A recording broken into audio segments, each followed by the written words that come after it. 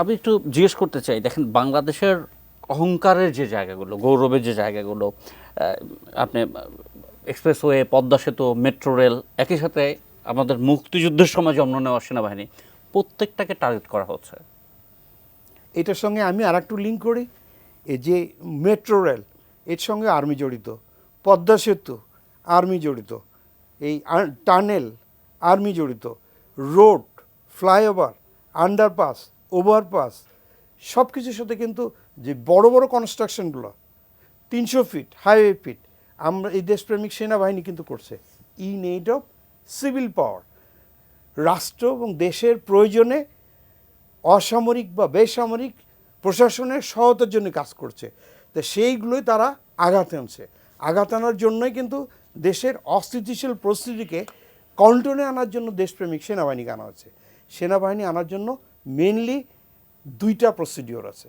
একটা হচ্ছে Bangladesh কনস্টিটিউশনের article 141 alpha অনুসারে, সেটা হচ্ছে কি emergency duty, this is emergency duty. এই ডিউটিটা সাধারণত declared by president, head of the state. আমরাও কয়েকদিন আগেও কিন্তু ইমার্জেন্সি ডিউটি দেখেছি মহিউদ্দিন ফখরুদ্দিন আমাদের সময়। আর একটা হচ্ছে কি in add of civil power. In add of civil power corona, বন্যা, দুর্যোগ মোকাবেলায়, এই যে আইন শৃঙ্খলা পরিস্থিতির অস্থিতিশীল অবস্থায়, তো এই যখন গ্রাউন্ডে তারা এসেছে, তারা এসে অস্থিতিশীল পরিস্থিতিকে নিজের কন্ট্রোলে নিয়েছে। এখানে আসার জন্য কনস্টিটিউশনে যেমন নির্দিষ্ট কোনো রুলস রেগুলেশন আর লিখিত আছে যার মাধ্যমে দেশ চলে, সেনাবাহিনীর কিন্তু নির্দিষ্ট রুলস রেগুলেশন আছে। প্রতিরক্ষা মন্ত্রী বা মাননীয় প্রধানমন্ত্রী বা হেড অফ দ্য স্টেট সেনাবাহিনী প্রধানকে বা 3 বাহিনী প্রধানকে ডেকে এই আদেশটা দিয়েছেন। এই আদেশটা হচ্ছে প্রজ্ঞাপনের আকারে এসছে প্রতিরক্ষা মন্ত্রণালয়। এই প্রজ্ঞাপনটার মাধ্যমে বাহিনী প্রধান আবার অপারেশন অর্ডার আকারে ডিটেলস লিখে আমাদের পাঠিয়েছে। লেখার পরে এখানে যেটা রুলস অফ এনগেজমেন্ট আছে, যখন এই সেনাবাহিনী গ্রাউন্ডে যাচ্ছে কি করবে কি করবে না, that is dos and don'ts. তারপর হচ্ছে মিশন অ্যান্ড ভিশন, যেটা কর্তৃপক্ষের নিকট থেকে পেয়েছে, ওইটা কিন্তু ওই রুলস অফ এনগেজমেন্টের ইনসার্ট করা হচ্ছে।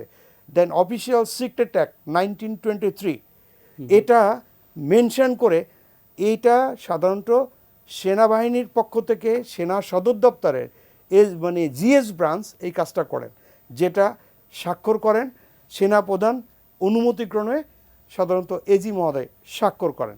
এইটা রুট লেভেল পর্যন্ত যখন একটা সৈনিকের কাছে যায়, তখন ওখানে সেকশন কমান্ডার আছে, প্ল্যাটুন কমান্ডার আছে, ওখানে পেট্রোল কমান্ডার আছে, প্রত্যেকটা কমান্ডার নিয়ম মেনে গুছিয়ে রাষ্ট্রের একেবারে দায়িত্ব পালন করা।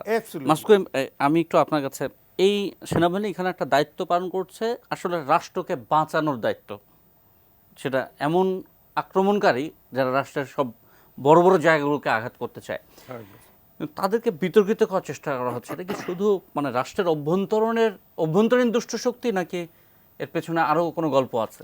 আচ্ছা, আপনার এই বিষয়টা আসার আগে আমি যে কর্নেল শরীফ সাহেব যে কথাগুলি বললেন, তার মধ্যে একটা বিষয় আমি আরেকটু ইলাবোরেট করতে চাচ্ছি। সেটা হলো জাতিসংঘে আমাদের দেশে যে শান্তিরক্ষী বাহিনী কাজ করছে বিভিন্ন দেশে, সেইটা এই শান্তিরক্ষী বাহিনী হলো বিশ্বের মধ্যে one of the largest troop. আমাদের দেশ থেকে বিশ্বের যে সমস্ত দেশে সবচেয়ে বেশি শান্তিরক্ষী যেসব দেশ এবং সবচেয়ে বেশি প্রশংসিত, 11 বার ফার্স্ট হয়েছে, সবচেয়ে বেশি প্রশংসিত। এটা হলো বাংলাদেশের সেনাবাহিনী। এবং এই সেনাবাহিনী, উনি কিছুটা অর্থনৈতিক ব্যাপারটা বললেন, আমি বলবো যে অর্থনৈতিক ব্যাপারটা অত মেজর কিছু না।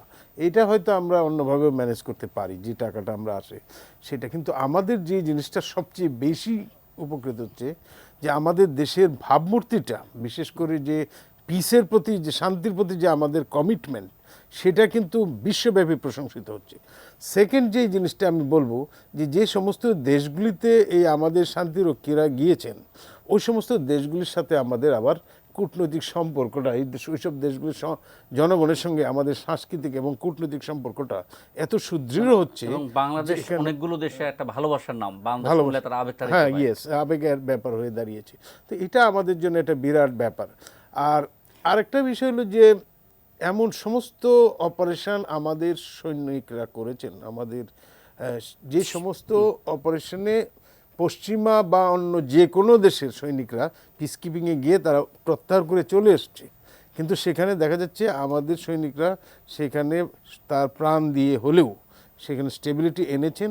মাসুদকে আমি প্রশ্ন করছিলাম, আপনি বলছিলেন যে বিশ্বের সবচেয়ে প্রশংসিত শান্তি রক্ষায় বাংলাদেশ সেনাবাহিনী, এবং বাংলাদেশ সেনাবাহিনীর এই নির্ভেজাল মূর্তি সেটাকে চ্যালেঞ্জ করা, বাংলাদেশের প্রাইডের জায়গাগুলোকে চ্যালেঞ্জ করা, এর পেছনে কোনো আন্তর্জাতিক শক্তি আছে? এটা আন্তর্জাতিক শক্তি অবশ্যই আছে। আমি বলবো যে এখানে যারা এটা বিরুদ্ধে প্রচার করতেছে, আমাদের শান্তিরক্ষী বাহিনীর বিরুদ্ধে বিদেশে থেকে বেশিরভাগ করতেছে বিভিন্ন সামাজিক যোগাযোগ মাধ্যমে কিংবা কখনো কখনো টেলিভিশন চ্যানেলে। এখানে দেখা যাচ্ছে আমি মানে যে কয়টা আমাদের অ্যাক্সেসের মধ্যে আসছে সব কয়টা পরীক্ষা নিরীক্ষা করে দেখলাম সম্পূর্ণ মিথ্যার উপর ভিত্তি করে বানোয়াট জিনিস তৈরি করে ওইটাকে প্রচার করছে। এটার মূল উদ্দেশ্য, একটা উদ্দেশ্য হইতে পারে যে আমাদের যেটা শরীফ ভাই বলেন যে আমাদের প্রতিদ্বন্দ্বী দেশগুলি যারা পিসকিপার পাঠাইতে চায় কিংবা আমাদের অন্যান্য দিক দিয়ে প্রতিদ্বন্দ্বী বা জিওপলিটিক্যাল রেস, এই সমস্ত ভৌগোলিক কারণ থাকতে পারে।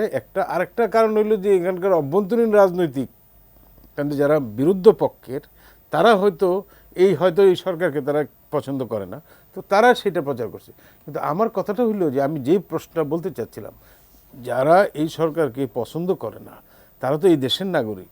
এখন যদি কোনো কারণে এটা কথার কথা, এটা অসম্ভব ব্যাপার, কারণ বাংলাদেশে পিসকিপারদের ক্যাপাবিলিটি এত হাই যে এখানে রিপ্লেস করার মতো ওয়ার্ল্ডে আর সেকেন্ড কেউ নাই, সেটা অসম্ভব ব্যাপার। কিন্তু যদি কোনো কারণে পিসকিপিংয়ের থেকে বাংলাদেশ কোনো কারণে বাদ পড়ে, সেটা কিন্তু সরকার বদল হইলেও অত সহজে আসবে না।